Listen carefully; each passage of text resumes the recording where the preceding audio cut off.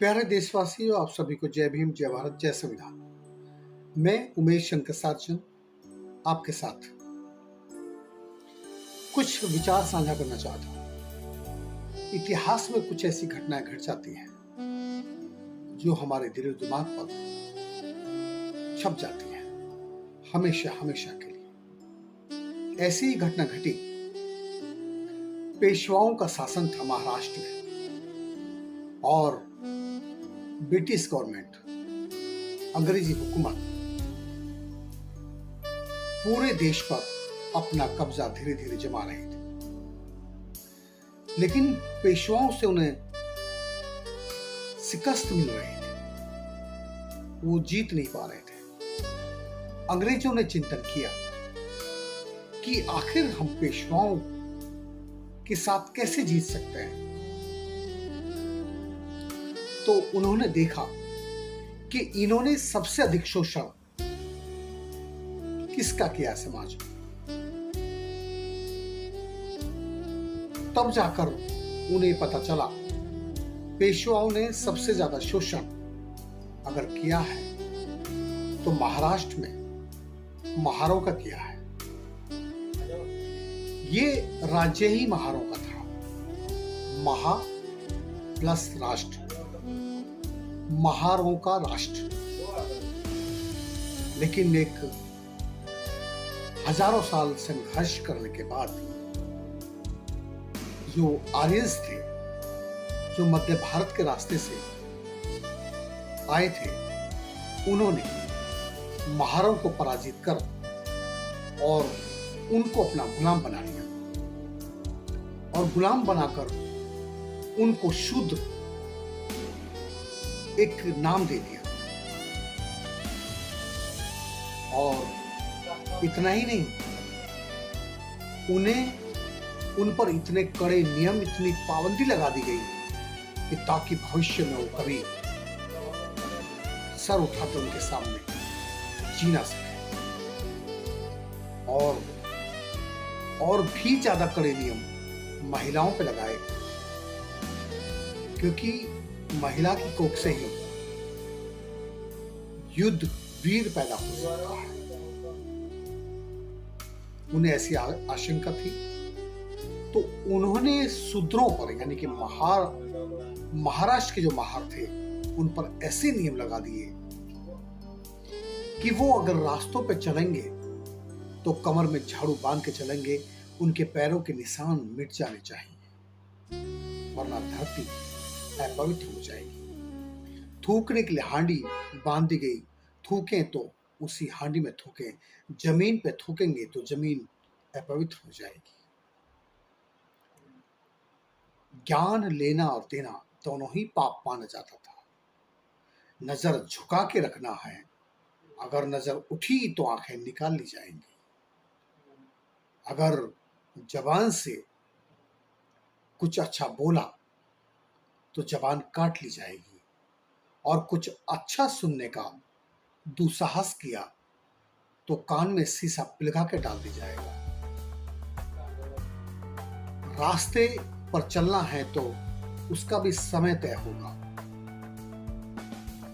सुबह शाम नहीं चल सकते, दोपहर में चल सकते हैं। अगर सुबह शाम आना जाना पड़ा किसी मजबूरी बस, तो उन्हें घंटा बजाते हुए जाना है। जैसे आपने देखा होगा, अगर किसी की अर्थी निकलती थी तो आगे घंटा बजा के चलते थे।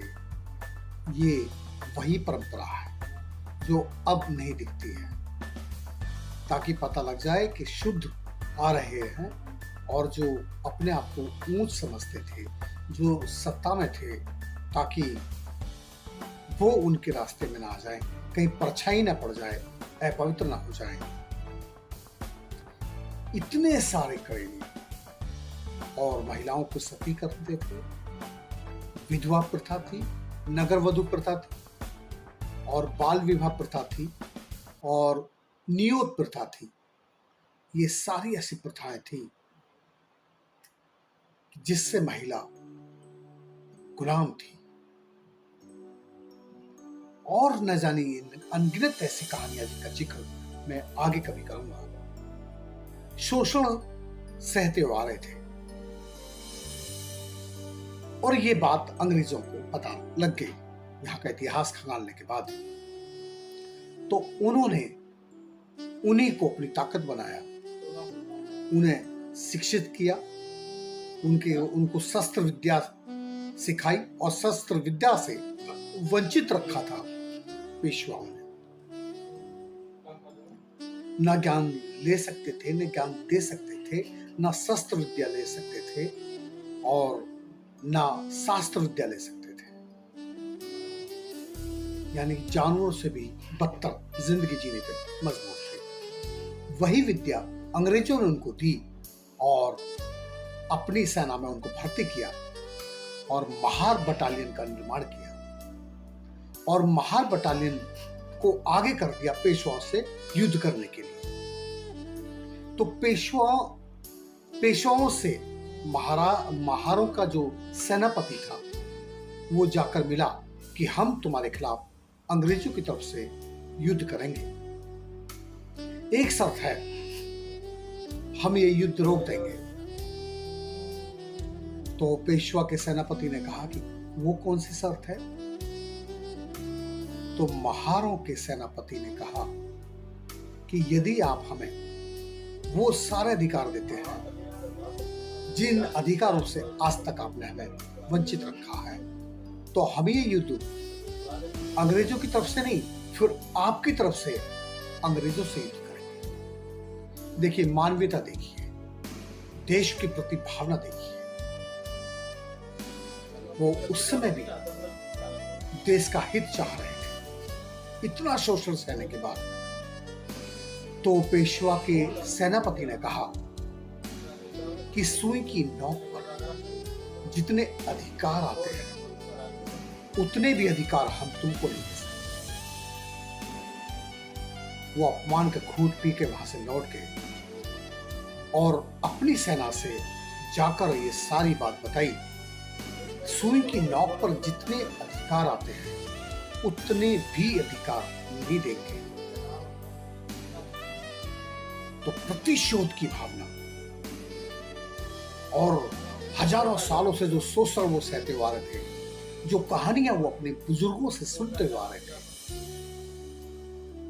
अपनी मां बहनों के साथ हुए अत्याचार की कहानियां, अपने बुजुर्गों और महापुरुषों के साथ हुए अत्याचार की कहानियां, अपने महापुरुषों का हत्या की कहानियां, अपने बुजुर्गों के मुर्दा मवेशी भुखमरी में खाने की कहानियां, यानी कि स्तन कर लगाने की जो कहानियां, ऐसी और मां बहन को सती कर देने की कहानियां, शोषण की एक एक कहानी जब उनके ब्रेन स्किन पर, दिमाग पर चल रही थी और उन्होंने उसी समय निर्णय लिया कि हम युद्ध करेंगे। एक तरफ 28,000 पेशवा की सेना और एक तरफ 500 महार। जरा सोच कर देखिए कि पेशवाओं की सेना 28,000 और लड़ने वाले केवल 500 महार। लेकिन उन 500 महारों की ब्रेन पर, मन मस्तिष्क पर, दिमाग पर जो उनके शोषण की कहानियां उभर रही थी, वो उस समय उनकी ताकत बन रही थी।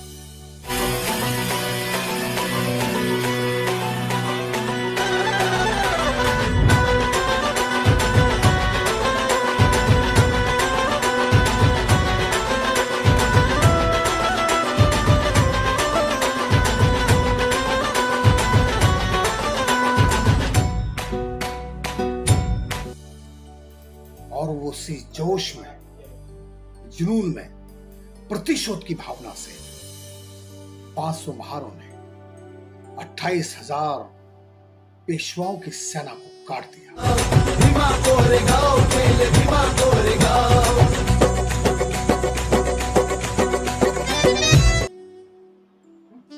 और ब्रिटिश शासन कायम हो गया और इतिहास के पन्नों पर वीरता की ऐसी कहानी लिखी गई जो कभी नहीं मिटेगी। उन्हीं वीरों को सल्यूट करने के लिए भीमा कोरेगांव में जो शहीद स्तूप है वहां पर बाबा साहब 1 जनवरी को हमेशा जाया करते थे, क्योंकि वो स्वाभिमान और मान सम्मान के लिए लड़े थे, वो शहीद हुए थे। वो उस समय वही कर सकते थे, उनके अधिकार क्षेत्र में उतना ही था। और बाबा साहब ने अपनी कलम से वो लिख दिया जिसे संसार में कभी भी मिटाया नहीं जा सकता। आपको अच्छा लगा होगा?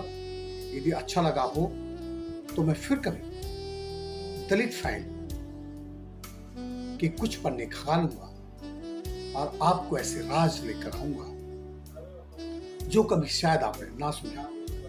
अगर आपके भी बीच में, आपके भी आसपास में कुछ कहानियां ऐसी हैं जिनके बारे में जिक्र होना चाहिए, जो लोगों तक पहुंचनी चाहिए, तो प्लीज आप मेरे नंबर पर व्हाट्सएप कर सकते हैं, मुझे मेल कर सकते हैं और मुझे कॉल कर सकते हैं। मैं उन कहानियों को आपके बुजुर्गों के साथ जो गुजरा है, जो लड़ाइयां मान सम्मान की लड़ी गई है और जो शोषण हमारे बुजुर्गों ने, हमारे माँ बहनों ने, हमारे समाज ने सहा है और सह रहे हैं, वो देश और दुनिया को पता लगना चाहिए। जरूरत है एक ऐसे व्यक्तित्व की, एक ऐसे महान चरित्र की जो इस व्यवस्था को बदल सके।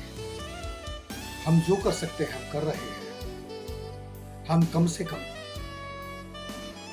महापुरुषों के द्वारा दिए गए विचार को लोगों तक पहुंचाने का प्रयास कर रहे हैं। तो आप भी मेरा सहयोग कीजिए और सब्सक्राइब कीजिए, लाइक कीजिए, कमेंट्स कीजिए, हो सके तो जो भी हो वो मदद कीजिए। जय भीम, जय भारत, जय संविधान।